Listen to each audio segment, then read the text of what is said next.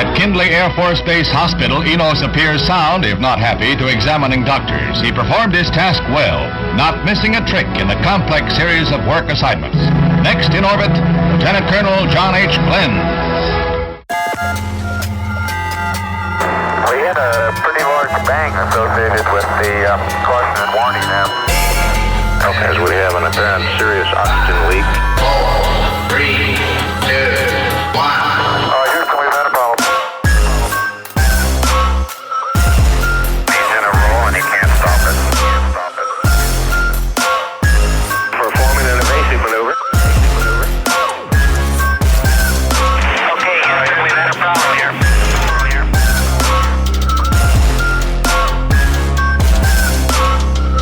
We need to do a little more all-weather testing. Welcome to space.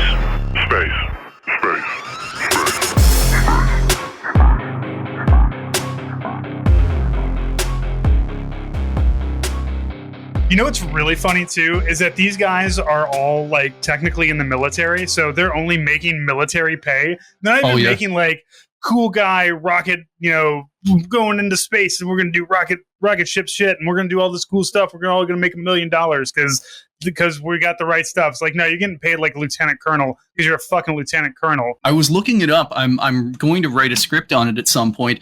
American astronauts, like NASA astronauts, like people who have broadly dedicated their lives to this, like when they get in, most of them are by this point, captains or majors, or they have a PhD or something like that. NASA astronauts make $65,000 a year, just starting flat. And once you have like 3 or 4 missions under your belt, that's where you start making over 100. Like for the CSA for Canada, it's pretty much the exact same. Chris Hadfield, most senior Canadian astronaut out there, $150K, which is not bad, but like considering the qualifications, considering like if you have a PhD, he invented a space arm. Yes, like you are sacrificing so much, much money. I think that I talked about, I don't know if it was like in our group chat or like when it was during the last recording, but like I'm pretty sure I made a riff at like how underpaid astronauts are. Oh yeah, yeah. It definitely like you said, bringing up the qualifications is such a good point because like Chris Hadfield feels like a legendary human being and he makes like, $150 and it's like some finance bro can go and like. Yeah, but Chris Hadfield's less likely to go to prison, I think. Like, like your average crypto bro, like a lot of that's coming home to roost in a very funny way. I can't wait until someone does crimes in space for the first time. I was wondering about the first person to get high in space. So it's happened. Really? People have gone up and done like edibles? Do you think that the cartel is going, the drug cartels will expand their production to space? Yeah. You've seen like cartel submarines. We're going to start seeing cartel spaceships kind of knocked together. Yeah. Dude, tell me that wouldn't be an amazing movie. We're going to get Benjamin Bratt to play the cartel leader. It's going to be fantastic. I love Benjamin Bratt. He does a lot of Spanish language stuff now. So we're going to bring him back on over to the American side so that he can run drugs to space, I guess. Hell yeah. Then after that, we're going to need our Lord of War in space, where we've just got like a Ukrainian criminal running like Kalashnikovs to the space station or something. That would be that, but like with Soyuz spacecraft. So like if you wanted an example of like one of those timeless Soviet inventions that will just be around forever, like the spacecraft that they still use was the one they used in the 1960s, and they've just upgraded it forever, like it's a T-62 or something. That could easily be the thing. Like, and China even copied it for their spacecraft. So like, and India is kind of as well. Yeah, exactly. I'll give this to the Soviet Union. They were always good at like putting something together that like it was never going to be as good as America, but it also worked. So if you were like trying to do some shit on a budget, the Soviet Union was there. You just be like, hey, I'm a communist now. Give me guns. And they're like, here you go. We got these fantastic guns that we invented. Do you want a spacecraft? You can throw people up into space all day long. They're going to hate it, but they'll come back alive. So okay. So as a way of segueing in, do we want to talk about an unfortunate story that doesn't involve anyone dying? We love those. Yes. Absolutely. It just involves a lot of cute animals. That we don't love those. No. So yeah, I'll just run through the intro and then do a little bit more shooting the shit. Depending on how the editing goes, I might splice some of the earlier shooting the shit section in after. But just I've been recording this whole time. Oh no! Man, Me too. I just figured we have to do the actual intro at some point. We should just we need to rebrand it. We need to have our own brand of intro. It's the midtro, you know? Yeah, that is entirely fair. Just suck someone in and just bullshit for 15 minutes and then finally slide then have the in. intro. Yeah. That sounds perfectly fine to me. All right, so tell you what I'm going to do then. I'm not going to make it a super formal intro. We're going to do this as a trial run. I'm going to introduce right now. The audience will have heard all of what we just talked about. So yeah, welcome to Failure to Launch, the space history podcast where we take you through all the mistakes, failures, and explosions that made modern space exploration possible. We are your hosts, Quinn, Chris. A faint suggestion of Chris. And today we are joined by special guest Francis Horton, a host of the What of a Hell of a Way... It's a lot, I know. Look, what a hell of a way to die. Yes. And this isn't the first time that I've just been like, fuck, I wish I could rebrand, but it's been too long. Too long, too late. That's just what I am. My SEO now beats out the YouTube video of What a Hell of a Way to Die. They have not hit us with a copyright complaint yet over 7 years. So they are intimidated. They know they've been beaten. Brand is good. What a hell of a way to die is great. I love that. I do love, like, whenever you're on the Discord, the LLBD. Well, like, see, just the way I describe, like, Lines Led by Donkeys, LLBD. What a hell of a way to die. I've seen people do so many different acronyms. I've always just wound up with HOAW, hell of a way. Yeah. But there's so many ways you can split it and chop it. Speaking of things being chopped, we're going to talk about space chimps. Specifically, we are going to talk about a particular space chimp named Enos, the space chimp Chad. Boy, they just didn't give a shit back then, did they? It's just like, I don't know, Enos, there you go. Yeah. Nobody's just like, do we maybe want to think about this? Or like maybe it was part of it. Like, if there's one thing I know about soldiers, it's that we have always thought dick jokes were funny. So maybe it's just like, yeah, it's Enos. Yeah, it's Enos. Hold that thought. We're getting there.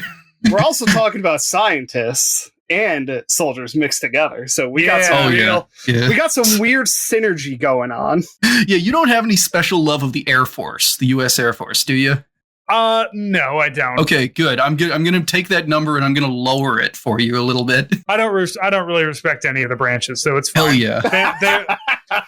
They're all just like fancy army. Like, whatever. Ooh, yes, your wet army, your dry army, your air army, fine. They've tried for so long to get away from the whole Army Air Corps identity, and it's just, you know who you are. You remember your roots. And now they're trying to split again, because now we have, now we have Space Army. Yes. Yeah, high army, and then middle army, and then moist army, then wet army, then dry army. If I could go back, because I'm old, if I could go back 20 years, and I would be 20-year-olds now, I would absolutely join the Space Force, because it just sounds like the funniest fucking thing ever. Like, it's just, everything about it is so goofy.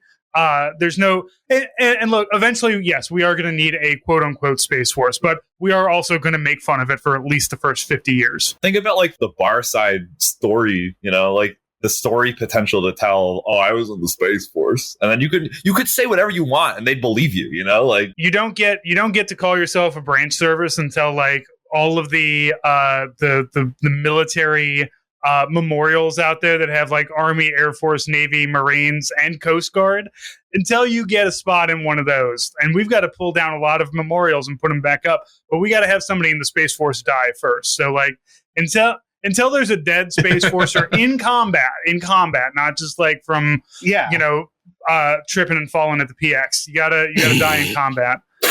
And what's that going to be? It's going to be it's going to be a U.S. Space Force person, whoever, a foreign hostile power, and it's going to look like two Michelin men boxing in space. It's gonna be the first attempt by either the US or like China to intercept someone else's spacecraft, and they're just gonna fuck it up, and like the arm that is supposed to grab the spacecraft is fully just going to like punch through a fuel tank and just detonate everything. That, or we just Kessler syndrome everything, and hey, that too. These two guys got hit with friendly fire. Congratulations, you have a memorial stateside. Well, I wonder if you get to be part of the VFW, if you're involved in a space battle with China? Like, do you have to be involved with it with somebody here on space? Or like, if you get fucked up because of an interstellar war, does it count? These are the questions that we have to figure out. That's what this podcast is here for. What kind of non-service related injuries are Space Force members going to have that are going to be so much fun? Like being in 0G for so long that your bones just like completely, that you have no muscle mass, and as soon as you land, your entire body just like crumples into mush. They just tell you like, your case of space spine, we can't cover it. Sorry. I'm gonna come back after 2 weeks looking like the humans at the end of WALL-E. See, that's the thing though. That's why they picked the Air Force to roll it out of. They already look like that. They're already in the chairs. It's not going to make it. They're already the ideal spaceborne organism. That's why we need bigger rockets. It's not to launch more people. It's just because the average astronaut has just become that much more massive. Well, wait a second. We've already proven you can pay them $65K and they'll go to space. Yeah, I'm sure we could find any asshole to go to space for $65K. Like, find someone that just wants to leave the Midwest for $65K. There you go. Why do you think so many astronauts are from Ohio? Like, they're just trying to fucking escape. How far away can I get away from Ohio? Space? Cool. You're in Ohio, you look around, you like left, right, forward, back. It's just more Ohio. You look up. That's not Ohio. Cool. I'm going there. Ohio is empty. We're talking about enhanced emptiness. I guess that's as good a time as any to get to the context or the kind of main stuff of the episode. Yes, exactly. We are not talking about space chimp meat. Yeah, it's separate. That, cracked open. I just recently watched Temple of Doom, so you know the scene, the monkeys chilled the monkey brains. None of these monkey brains were chilled, though, I assume. After this, I'm going to send you a picture because that is what France did to a monkey. They lobotomized a space monkey and fully just like jammed its head. Yeah, you have to know what it's thinking. Learn.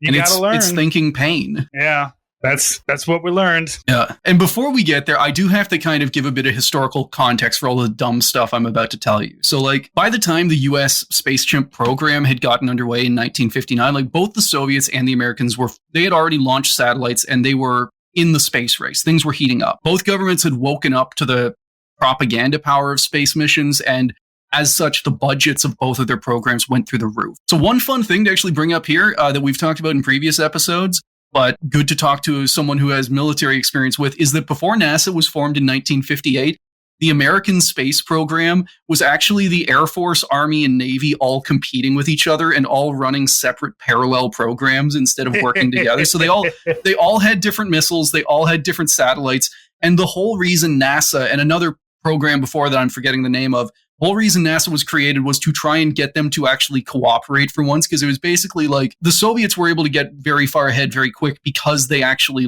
they didn't have this dumb... They had this weird centralized government thing. Yeah. Yeah, you didn't have all the branches going, fuck you, bitch boy, glory to the Army or glory to the Air Force, fuck you, we're Navy. You do that, you end up in a gulag. So, you don't do that. You do what Mr. Stalin says, and that's you make the rocket and it goes into space. But then you also get into the other soldier pastime of, hey, I'm the chief champion or chief scorpion trainer of Kazakhstan.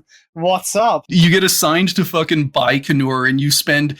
a 10th of your time launching rockets and the other 10th dying of strange illnesses and scorpion stings. I can't imagine the idea of spending the majority of your working life, your professional career in Baikonur, how do you get back from that, right? It's just... And weirdly enough, once NASA gets formed, the Soviet space program would later become this weird fractional, it would stop being centralized and become a bunch of different OKBs, they were called, all competing with each other, and that slowed them down. But anyway, back in 1959, space race is heating up. There's an ongoing race to send probes to the moon, and the next big goal for everybody is to put humans in orbit. And because no matter how crazy they were back then, they weren't about to launch a man without testing first, both sides were racing to launch and recover a test animal from orbit. And if you noted that I said recover there, that's because the Soviets had already succeeded in launching the first animal into orbit in 1957, but they hadn't recovered her.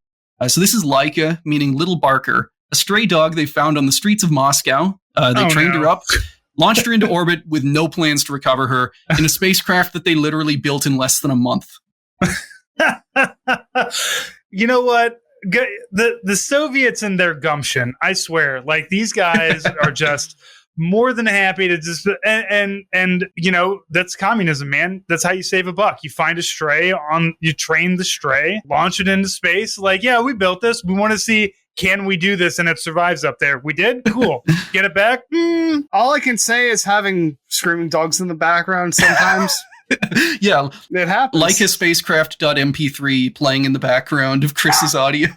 Yeah, I got a Great Pyrenees that loves to get pissed off at everything that comes within a 50-yard circle of our house. So yeah, no, what was it? We have 2 Chihuahuas, a blackmouth cur that somehow got its way up here from Tennessee, and then whatever the new dog is, we have no idea, but she somehow looks like a combination of a beagle, a black lab, and whatever else we don't know, because the colors make no sense. She's small and she's adorable. Now, anyway, about this other dog.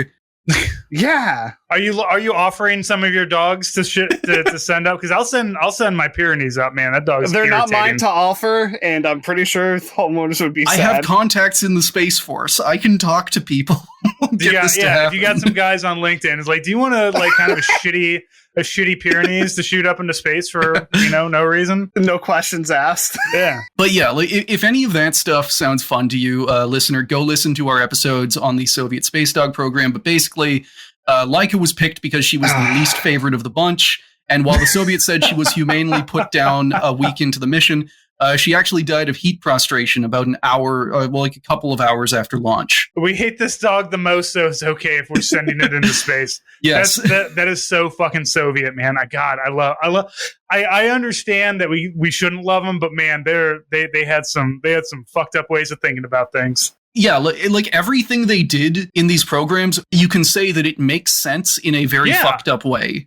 Yeah. Like you can see the through line of launching the dog that you don't like. They're just being out loud with it, you know? Like, I'm sure that Enos was probably also the dickhead, but they're like, well, we can't, we're going to send up the monkey we don't like the most, but we're just not going to say that out loud. I mean, ultimately, I feel that they picked Enos because he just had the combination of the right stuff, you know? He really did, like, of all of the chimps, we'll get to this later, but he did have the right stuff in the sense that the early American astronauts with the right stuff were all arrogant douchebags.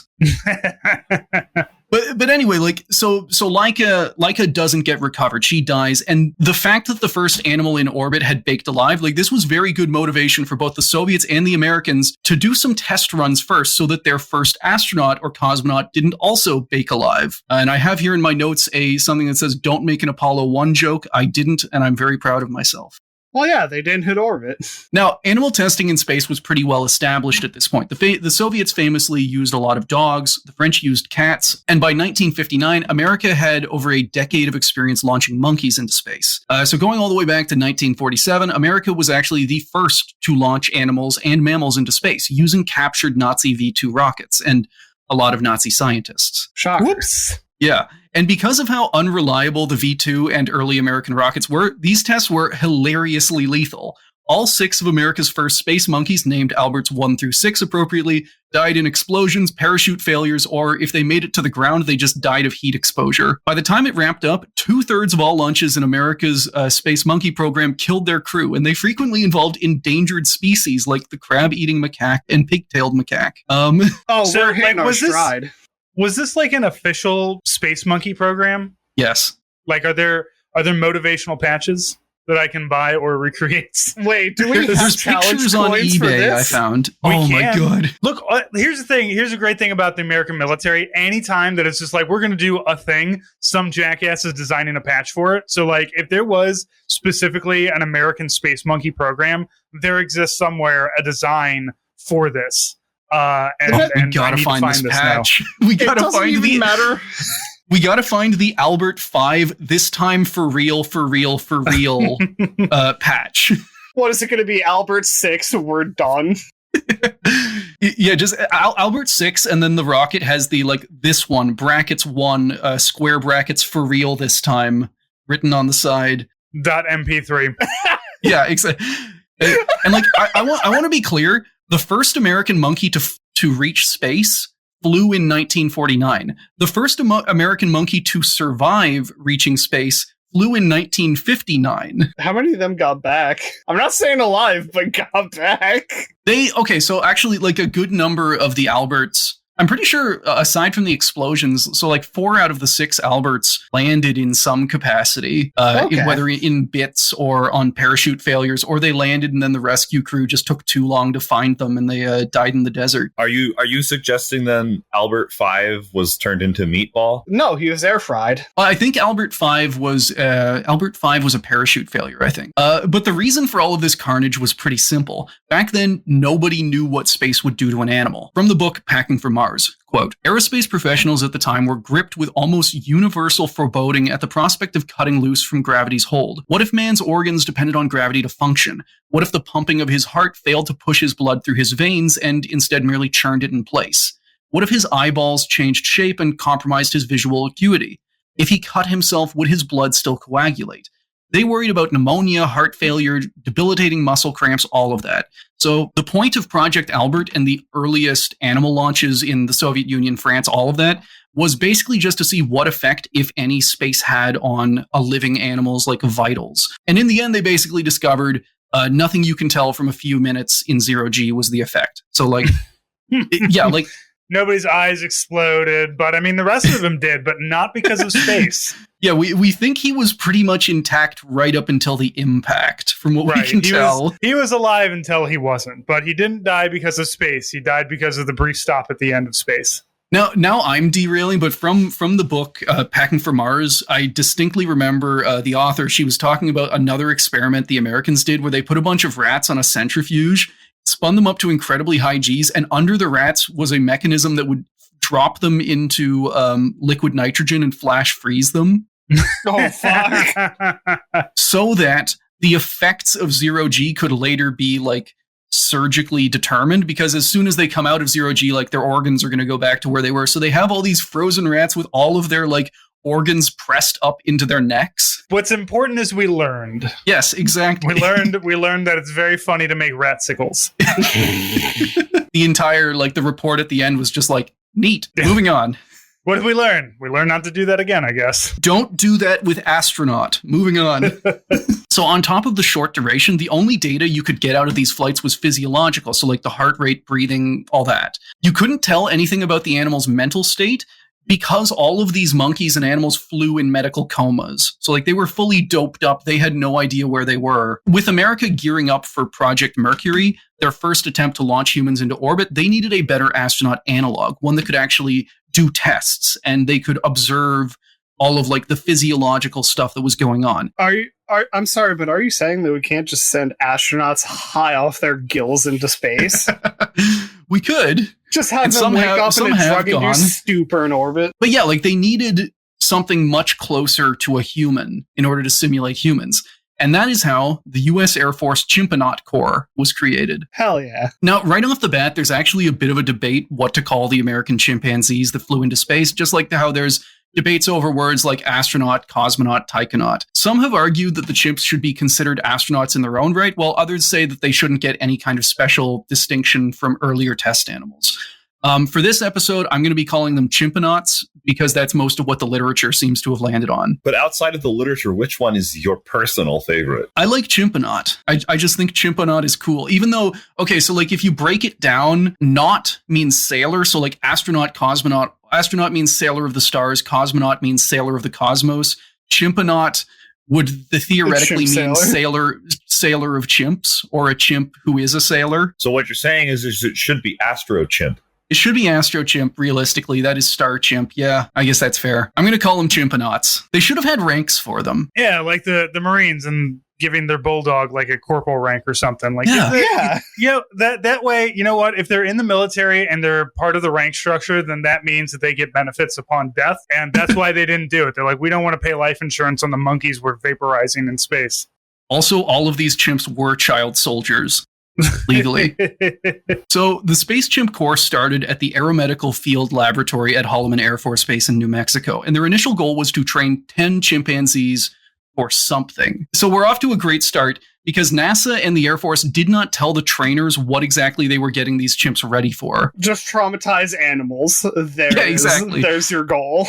Quoting one of the trainers, "Back then we got these small chimps from Africa. They were about a year old, and we started up a training project. Of course, a lot of things were classified back then, so we had no real idea what we were training these chimps for, but we were teaching them to sit up and work in centrifuges, so it became quite evident that we were training them for use in missiles. Yes, monkeys flying missiles. Listen, we've had pigeons. I wonder if they Monkeys thought are they the were next getting them ready to, like, as the guidance system for a new ICBM. Yeah, like the pigeons. Listen, you have DSMAC for Tomahawks. Are you ready for monkey-powered terrain following? All of them just being shown a photoshopped picture of Red Square with a huge pile of bananas, like, reaching up to the sky. Just like, there, you are gonna go there. This is the new Donkey Kong Call of Duty crossover. Oh, God. Now, another problem was that as soon as the program got started, NASA decided that the Air Force actually didn't have the expertise they needed to train these chimps, so they further outsourced the work to Walter Reed Army Medical Center and the University of Kentucky. And this might sound like, oh, we're going for something super high-tech here. Holloman's staff were then surprised to learn that these super complicated training techniques they definitely weren't qualified to use were actually restraint chairs and bananas. That's what they brought in the real experts, and the real experts were just like, yeah, you tried giving him a banana. Neuron activation. Exactly. What do they like? There you go. This is what happens when you remove the humanities from schooling like this. You get a bunch of engineers who are just like, I don't know. It's like, did you ask the monkey what it wanted? It wants a banana. Give it a banana. Put a banana on the button that you want it to hit. The monkey's body is an open system that ingests bananas and outputs test results. Right. Like, read about Skinner boxes, scale that up to monkey. Now, the first phase of the training was basically the same as any other kind of space animal training out there. So you get the animal used to sitting in one place for, a couple of hours. In this case, the chimps were put into flight chairs and fed fruit for just a few minutes at a time. And then, over the days, this test time was ramped up and up and up until they were able to sit in these chairs for days on end, just to get them not freaking out. So far, so normal. And then things got really dumb. See, they kept training the chimps in the chairs, but now they added a psychomotor machine to test the chimps' reaction times. So these were basically puzzle boxes with lights and levers that had dispensed food for the correct answer and electric shocks for the wrong answer. This is my favorite part of the 50s and stuff, is that it could have never just been you figure the thing out, you get the reward. It has to be you will be in pain until you figure the thing out. Yes. It gets the food or gets the taser. The choice is simply yours. Yeah, it's not, I'm imagining this, it's not even built into the machine, it's just a veterinarian with a stun gun, a taser pointed at the chimp's chest. Right, oh, you don't understand this? Guess what? I'm gonna fucking electrocute you because you don't understand what I'm saying to you, monkey. 1-year-old monkey child. They just have some poor college intern sitting there with a stun gun just staring at it. What I'm gonna do? Hit the monkey. In the next room are the wire monkey, cloth monkey people who are just no, read our stuff. They're just banging on the soundproof window. Give it a mother monkey. It'll do whatever you want. It's great. So, and whenever I explain this, I want you to put, if you can, I want you to put yourself in the mindset of a 1-year-old chimp and understand how complicated these were. To get a banana pellet, the chimp had to pull the right lever exactly 50 times. What? Ooh. They had to count to 50. If they got it wrong, electric shock. Wait, we're talking 49 shock, 51 shock. Yes, you have to keep a regular tempo so that they know that you're not just pull once, wait, pull twice, wait. You have to count to 50. I know many humans that would fail this test. Do chimps have a concept of 50? If I knew that I was going to get an electric shock, I would probably fuck that up. That is a high stress environment. Yeah. The next one, if the chimp wanted a drink of water, they'd have to wait for a green light to turn on. And then they'd wait exactly 20 seconds and pull a lever. And then they got some water. 19 seconds, shock. 21 seconds, automatic shock. Wow. Fuck us. This is some Mengele shit that we're doing here. I'm pretty sure you put a human into this, you're going to see some consequences from a court. At least with it, right? But a human you can explain is hey, after 20 seconds, pull this and you'll get the thing.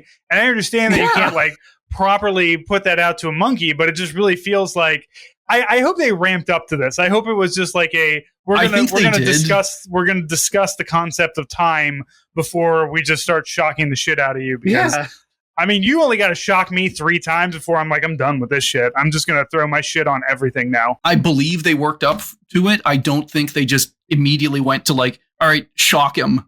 Shock him until he gets it right. Don't explain what he's doing. So the monkeys were trained with these tests every day while spending more and more time in simulated spacesuits. To get them acclimated to things like loud noises and sudden changes in G, the chimps were also regularly taken for spins in fighter jets and brought out to see rocket launches at close range. These chimps are fully close enough. If the rocket explodes, they are in the blast range. We're gonna take the monkeys on a field trip to all the cool places. Now, throughout the training, an army of veterinarians kept detailed track of everything the chimps did, how well they performed their tests, how well they handled stress, and how they got along with each other and their handlers.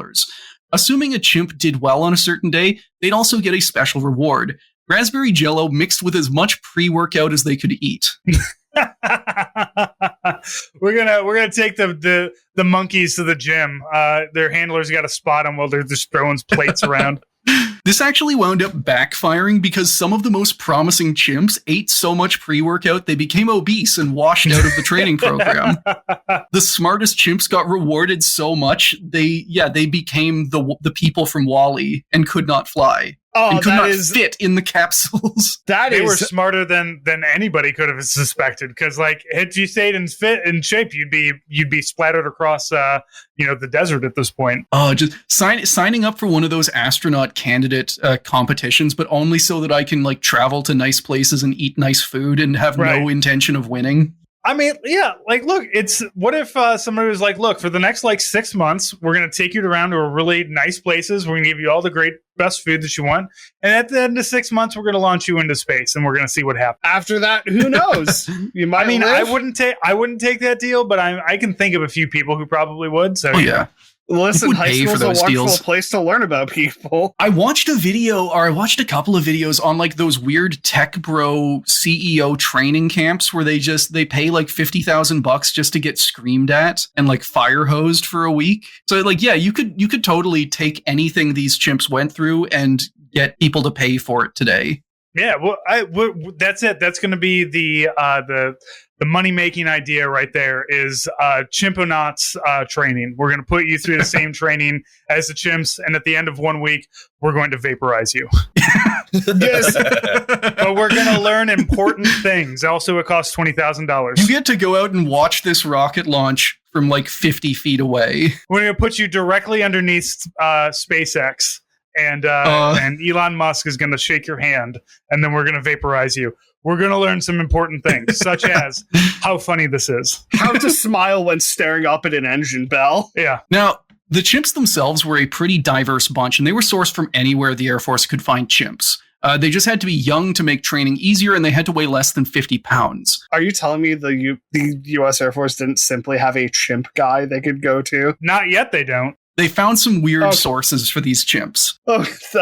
Yeah, like if we ever launch a tiger into space, it's fully going to come from like Joe Exotic or whoever. There's not going to be any official way of sourcing it. It's just going to be like some dude. Yeah, the tiger is going to be addicted to drugs already. It's going to be one of those Las Vegas white tigers. It's going to be a Siegfried and Roy tiger. It's going to be fabulous up there. And then we're going to vaporize it.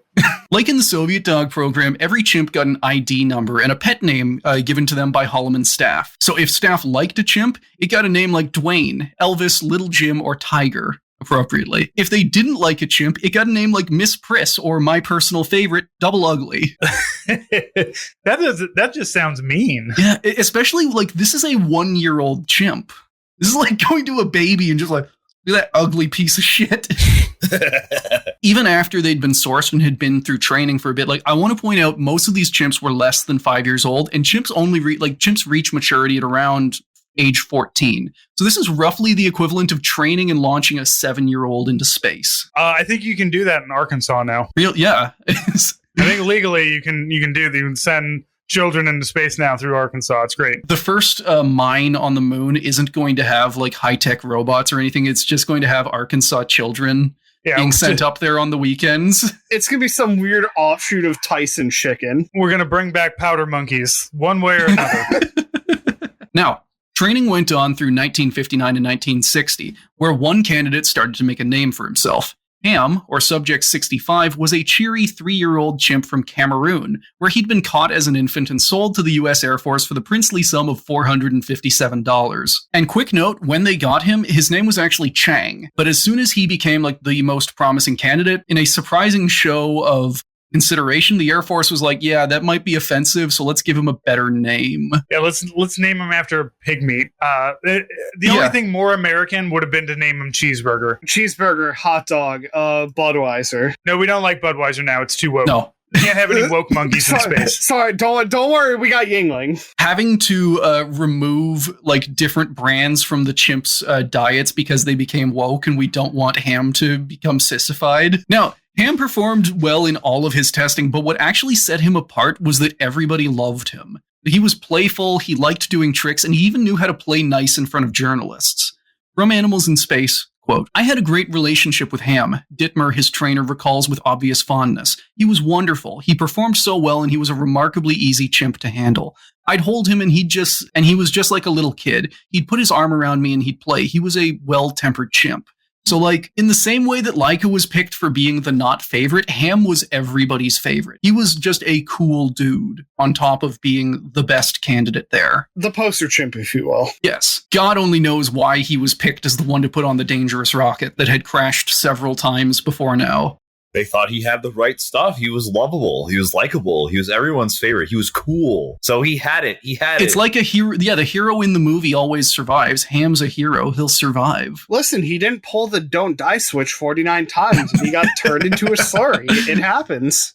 I'm picturing like these chimps being let out and all of them just have like their feet are fully just like scorched off. Oh, God. Yeah, fun times. Whew. So, at the start of 1961, Ham and the 5 other best candidates were transferred from Holloman Air Force Base to Cape Canaveral to get them ready for the upcoming Mercury Redstone 2 mission. The chimps and their trainers were given trailers right next to the ones where Mercury astronauts like Alan Shepard and John Glenn were living as they prepared for their missions. And this is probably a good time to tell you that the astronauts hated their chimp counterparts. Did they have to bunk together? Like, was it kind of like a weird odd couple scenario where they're just like, God damn it, Ham used up all the milk again, and didn't he just put the empty carton back in the refrigerator? Because, you know, they got to spend like 2 weeks in quarantine before they go into space to like let whatever colds or whatever they have burn out before they infect everybody. So, you know, you just got to, everybody's living like just John Glenn and a monkey, just BJ and the bear, but it's astronauts. This would be the best sitcom, and I feel like the actual answer would also make an amazing sitcom. They were next door neighbors.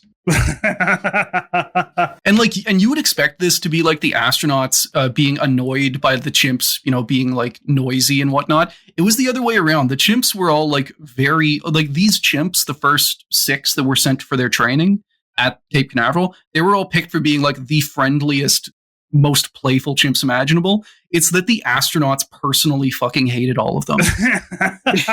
These dudes.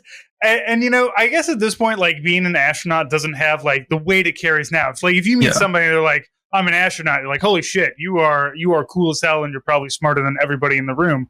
But, like, back then, it's like, I don't know what that word means that you're saying, astronaut. What does that mean? We haven't put anybody into space. So these guys are basically just like, no, these motherfuckers over here, they want to go up into space and get recovered alive first, huh? No. All right, it's gonna be me. It's gonna be John Glenn. I'm gonna do it, and the monkeys are just like throwing shit at him. Oh yeah, It was completely based on ego because, like, after all, these guys were all test pilots. They wanted to go first. Like, it was before they became astronauts. Their day job was flying prototype dangerous aircraft. So I don't want to say they had a good point here, but they knew that they were in a space race and they knew that the Soviets were ahead. We're wasting time with these monkeys. Exactly. And they were more than willing to take that risk. Like you have to say that about the astronauts. They would have been willing to get into the death rocket. You could say that about the astronauts. They were fucking stupid.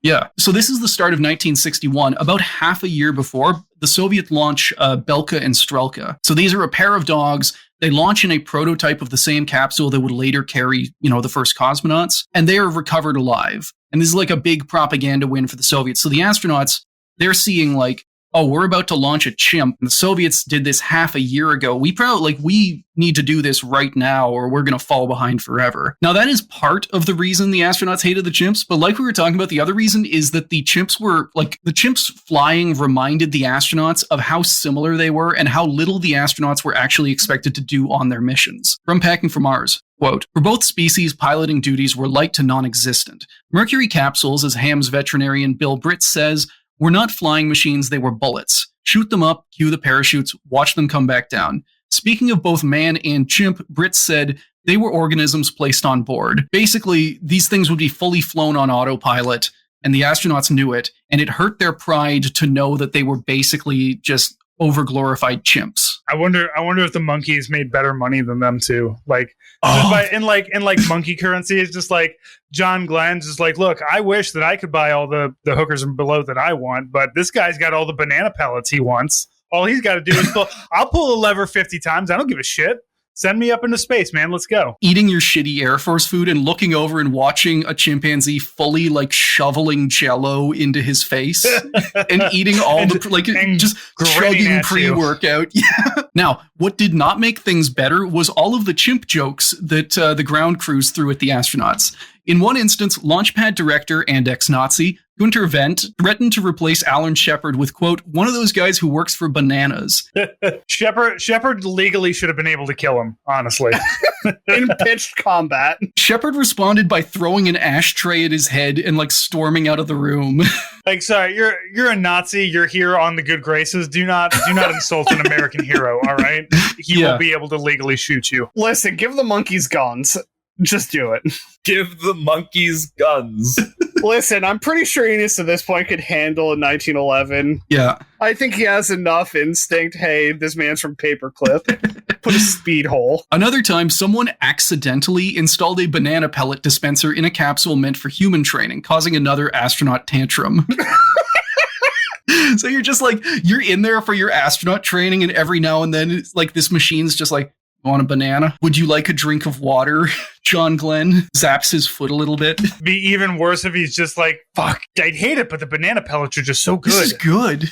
I can't stop eating them. John Glenn just hanging around their trailer after hours was like, hey, is there anything they didn't eat? John Glenn jonesing for some monkey pellet. That's it. This is how we start the astronauts and the monkeys unionizing. Those banana pellets are too good. Look, here's the thing. There's enough banana pellets for everybody. Chimps are hoarding it. We don't have to pull a lever 50 times. They just don't give the banana pellets to everybody when we want them. This wouldn't be allowed to happen because it's basically communism. Yep.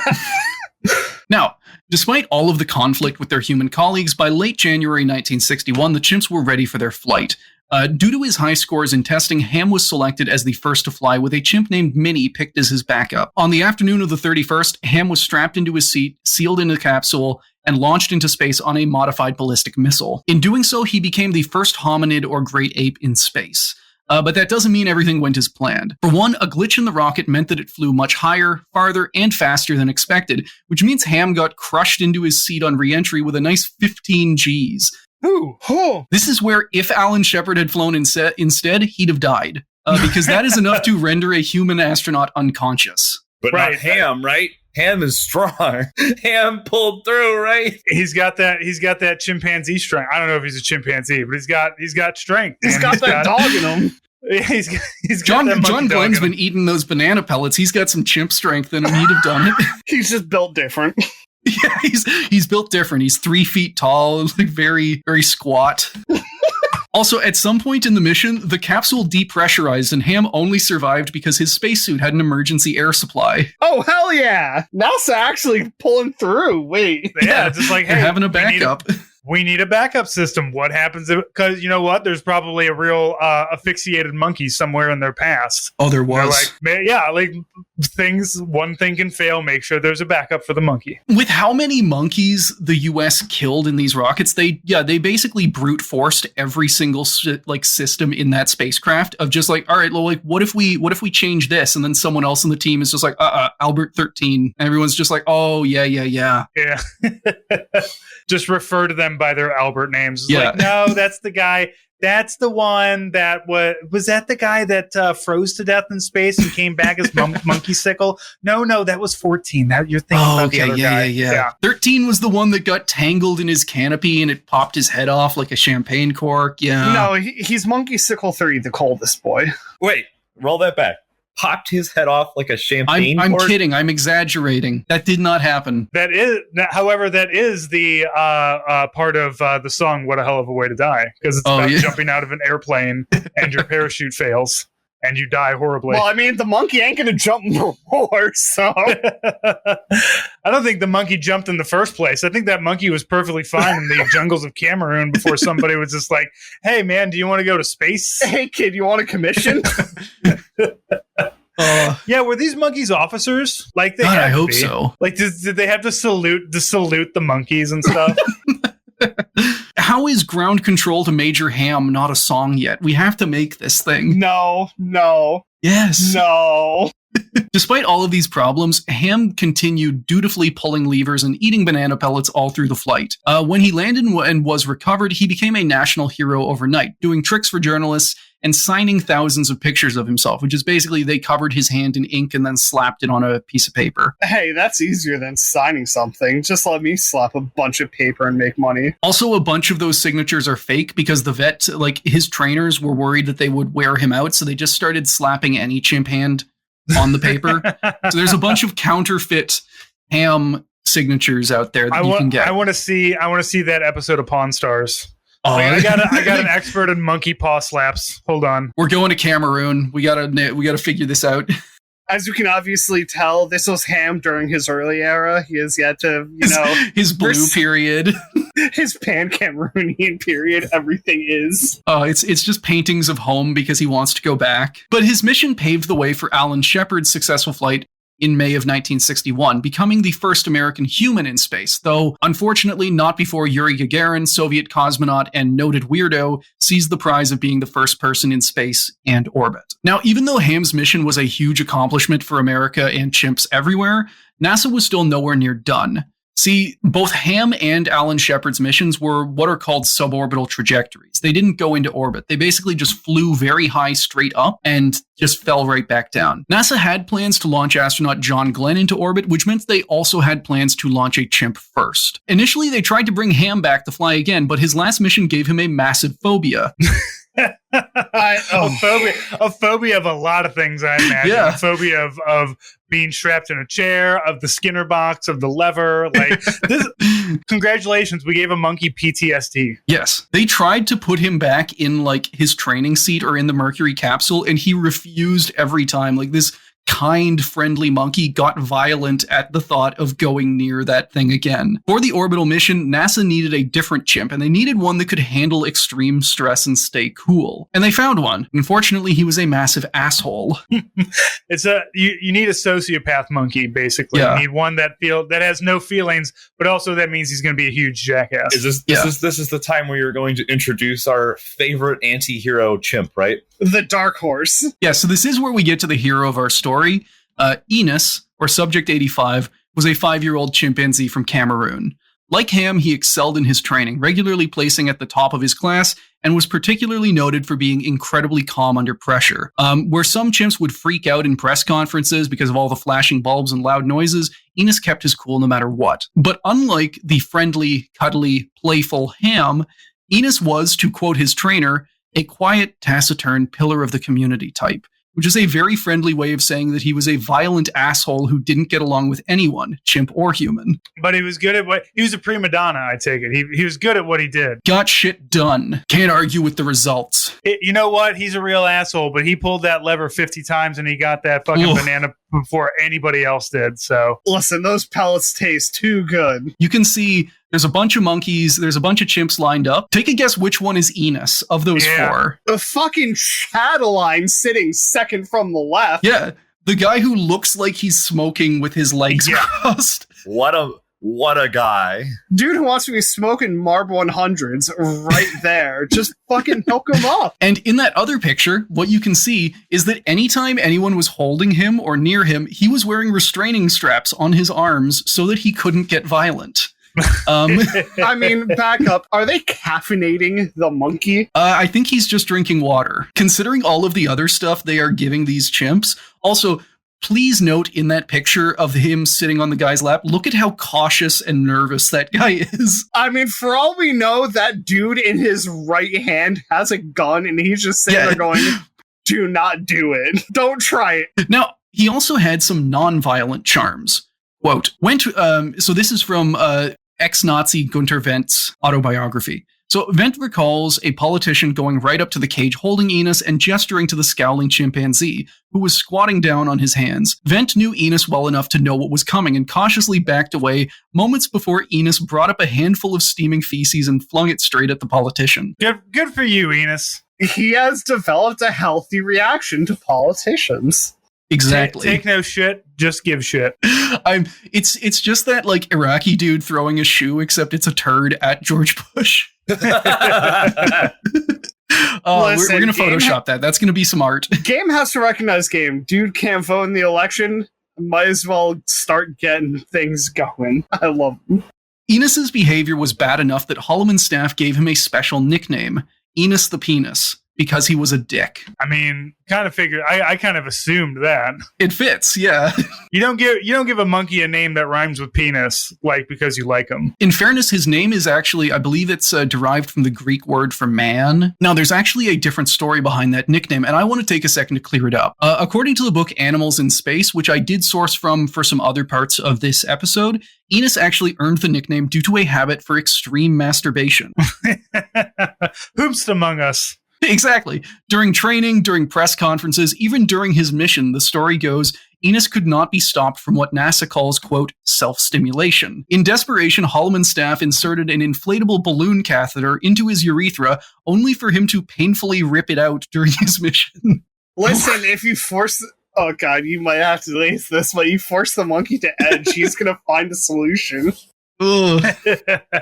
Now, unfortunately, as much fun as that story would be, it's not true. Hacking for Mars author Mary Roach was able to track down the source of the claim, and it's the book The Race, the complete true story of how America beat Russia to the moon by James Schefter, which is an unsourced and hilariously stupid book filled with way worse mistakes than the Enos story. She tracked it back through all of the different sourcing of all the different books, and it came back to, this guy's insane, stupid conspiracy theories. So unfortunately, Enos was not a chronic masturbator and he was not the first to orgasm in orbit. Listen. That would fall to an unknown Soviet cosmonaut. What the fuck?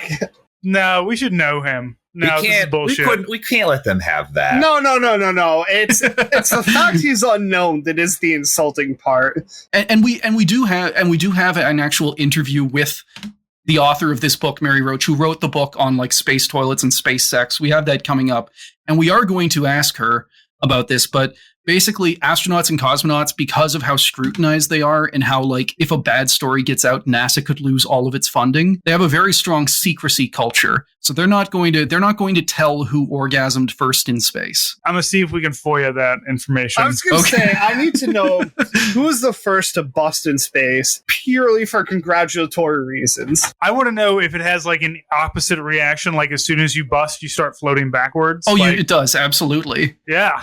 It's mass being accelerated. Has anybody had sex in space yet?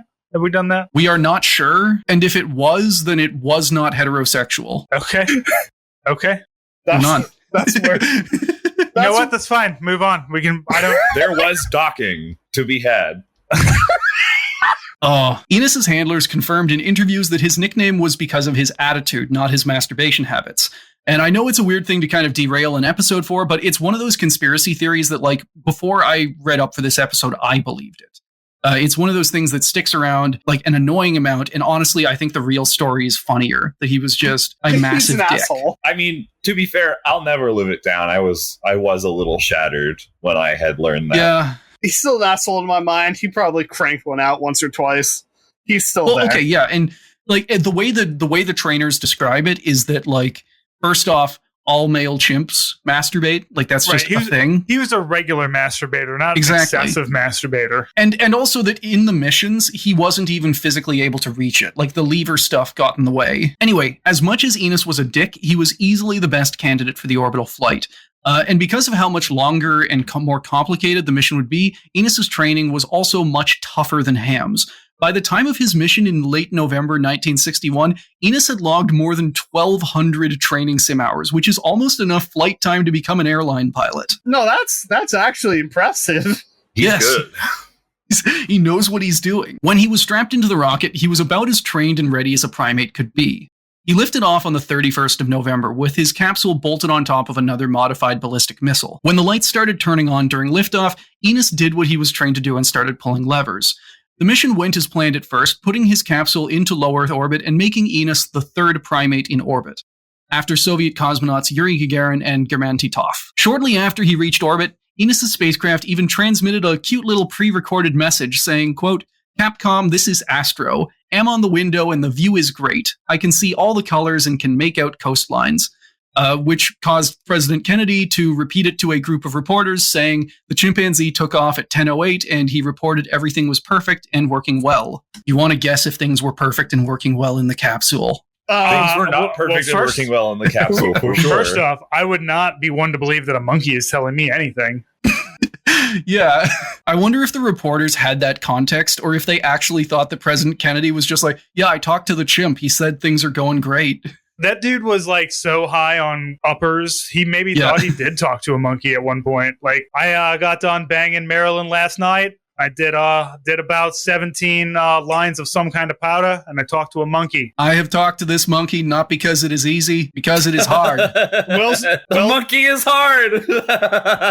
Whilst I was balls deep, I received a transmission directly. The monkey is doing good. And I don't have it in the script, but like one of the funny things is that Enos was flying as a test for John Glenn's mission, where Ham had flown for Alan Shepard. And Alan Shepard actually got the much worse end of the stick there because Ham was like a media sensation. People liked Ham, and that took... They were right to be mad at the monkey. The monkey was more famous. John Glenn, though, he got the better end of the deal because Enos, like, nobody liked Enos. But there was a thing where John Glenn went to visit after he flew. He went to the White House, and one of the Kennedy daughters went up to him, just flat out asked him, like, "Where's the monkey?" He's dead. By that point, yes. Just mask is off. Just no chill whatsoever. Child, I killed it. So yeah, even after Kennedy said that things were going well, they were not. And the mission quickly fell apart as soon as Enos reached orbit. First, something went wrong with his lever machine. When the lights turned on, no matter what lever he pulled, even if it was the right one, the machine delivered more and more severe shocks to his feet.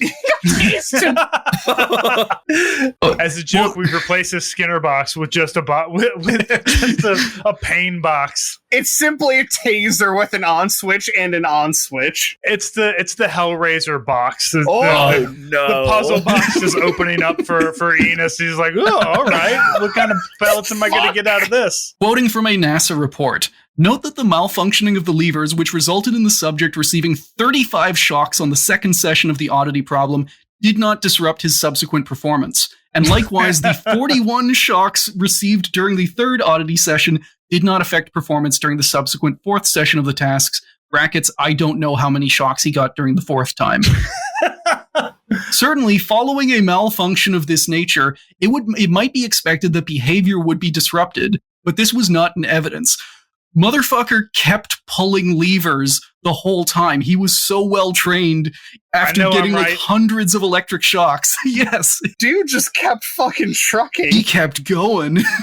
He was thirsty. He was hungry. He wanted bananas. Listen, those banana chips are crying out to him. Free me. You know, when you put your password in the wrong way, and it's just like, but I know I put that password in the right way, and he's just doing it over and over. It's like, I know, I pulled it 50 times, I counted it. And at a certain point, like, he realized, like, oh no, this is going wrong. It probably became a pride thing of like, no, I'm doing this right. I will always do this right. Even if it didn't stop him pulling the levers, ground crews could see through the capsule's camera that Enos was getting increasingly frustrated and angry, which is very understandable. Thankfully, he did not have to suffer through the shocks for the entire mission, because he came very close to getting Lyca'd. Why is that a fucking verb? See, during the first orbit, one of the capsule's attitude control jets, these are like the little puff jets that it uses to like control where it's pointing.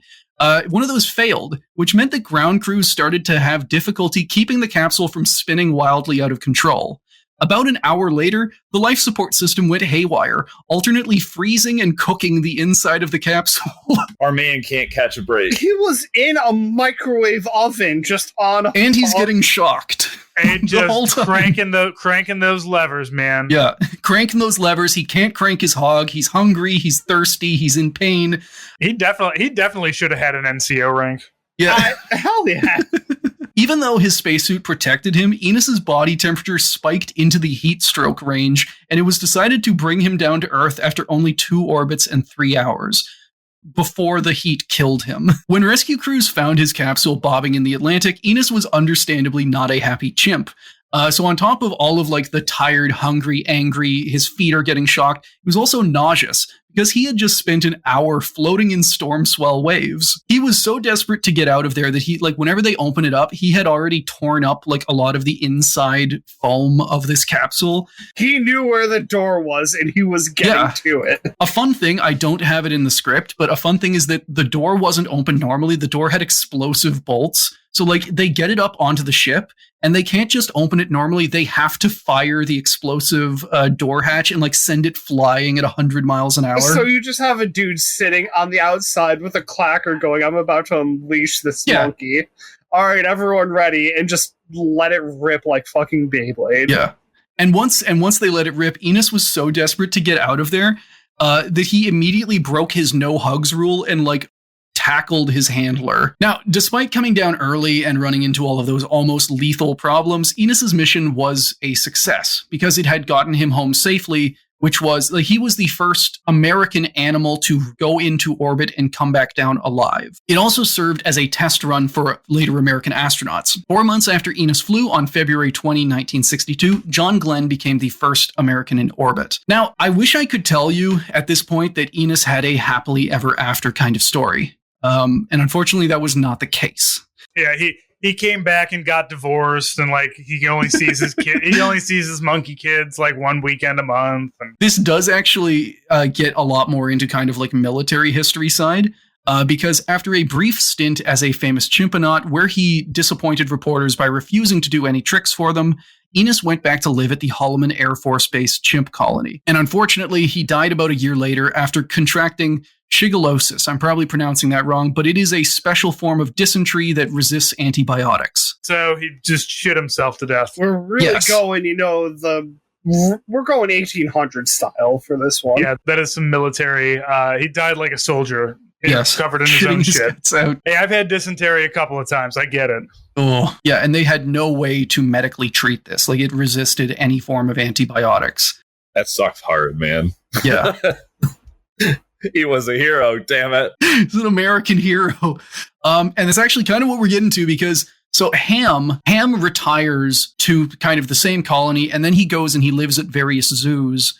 And he dies in 1985 at the age of, I believe, he lives into like his late 20s, which is pretty up there for a chimp in captivity. And when he dies, he gets a memorial service. He gets a statue. There's all kinds of kind of honor afforded to him. At the same time, though, his skeleton is given to a museum. Well, yeah, I mean, maybe Ham wanted to donate his body to science. Yeah. Like he was he was a scientist through and through. Like I'm sure Ham didn't know all of the things he was signing. Maybe they put like an organ donation card in there at some point, and he just slapped his hand on it. Yeah, and when it comes to preservation, like if I feel scientifically, it's better to save a skeleton than to do like a taxidermy. Like, because you can really fuck up a taxidermy, but you can't fuck up cleaning bones. So, judging by his previous love, he got sent right to Dole. He's going right to the banana republic. Going to monkey heaven. Yeah, that is also one thing I forgot to mention is that Enos, whenever he's recovered from his mission, don't worry. He was like so hungry. You just reminded me because of the fruit. He immediately just like inhales 2 oranges and 2 apples, like within a minute of landing. But anyway, yeah, like back to Ham. The book Packing for Mars, I think, does a good job of hitting this dichotomy between, is this animal a national hero or are they a test animal? For example, Belka and Strelka, the first animals to go into orbit and come back down alive, are taxidermied in a museum, as are a lot of other Soviet space dogs. Where, yeah, Ham, his skeleton was preserved, but he also has a lot of memorials to him. Unlike Ham, Enos didn't have anywhere near as much fame, which meant he basically died in obscurity. We don't actually know what happened to his body. In all likelihood, it was cut up and parceled out to various biologists who wanted to see what effects zero-G might have on, this organ or that. All we know for certain is that someone dissected his eye. Why do we know that for certain? Because why did they do that? They wanted to, but yeah, and like it's kind of like that quote we had at the start where this was still the period where no one knew what would happen. You go up into space, maybe space does weird shit to your eyes. Maybe zero-G makes you go blind. And some weird people from Los Alamos end up with your body and go, hey, yo, let's see what's going on here. Yeah, I'm firmly of the belief that if this happened to the chimps, it should have happened to the astronauts too, goddammit. Well, yeah, I want Alan Shepard taxidermied and put in the fucking first Smithsonian. Astronaut steps out of his capsule and gets fucking clapped and freeze-dried. All right, get into the centrifuge, Glenn. We need to keep the findings fresh. Now, that is the story of Enos the Penis, the space chimp Chad. Francis, Chris's, how do y'all feel? You know what? I'm glad that there was one motherfucker. At least because you always hear like, oh, all these they're so nice, they're great. Because the other one, Ham, really, he's the one that's got all the pictures. He's the brown nose. He's holding the paper. No, he understands. He's a showman. It's fine. Like, Enos wasn't about that life, but Enos was a good soldier. He was up there getting his shit fucked up and still doing his job. He was true enlisted. He was here from beginning to end. Yeah, despite and he was a prickly guy. You didn't want to. He didn't really let you in, but you know what? When he needed somebody, after being traumatized for like 4 straight hours with everything between being shot into space, bobbing around to the water, and then having the world explode around you, he found some love. Oh yeah, and we do need to remember he was 5 when this happens, which is like roughly the chimpanzee equivalent of being like 8 years old. Oh, so yeah, he was but a small boy. Yes, he was a small lad who tragically died at the equivalent age of like 10 of dysentery. Yeah, he was there from beginning to end. He was, in fact, a real one. But yeah, thank you, Francis, for coming on our show. Thank you for listening about horrible stories about a weird chimp. This is how I prefer to learn history, is via podcasts full of dudes bullshitting about stuff. And again, sorry for the insane ramblings occasionally. Have you listened to any of the other? Like, What a Hell of a Way to Die has basically turned into me and Nate just rambling for an hour. The dad chat turn has been great. Also, I do have to say, and I mean this in the best possible way, this has been the most derailing that we have had. Which is good. But yeah, Francis, is there anything you want to plug in on the off chance that any of our listeners aren't already Hell of a Way to Die listeners? Yeah, you can also listen to What a Hell of a Way to Die. And I have patches and pins and stickers that I sell on hellofawaytodie.com. I actually did find at least one Ham the Chimp enamel pin. So maybe we'll find something. Oh, sweet. I got it. Send me that link. Yeah, I'll send that to you. I'll have to dig it up again, but yeah, I enjoy learning about the demise of many people for stupid reasons. It's nice. It's nice when it's not dead people, though. Yeah, I'd have appreciated in this story hearing about the demise of ex-Nazi Gunter Wendt, but I guess that'd be too much to ask for. Well, I mean, he's probably dead at this point. Oh, so, yeah. Yeah.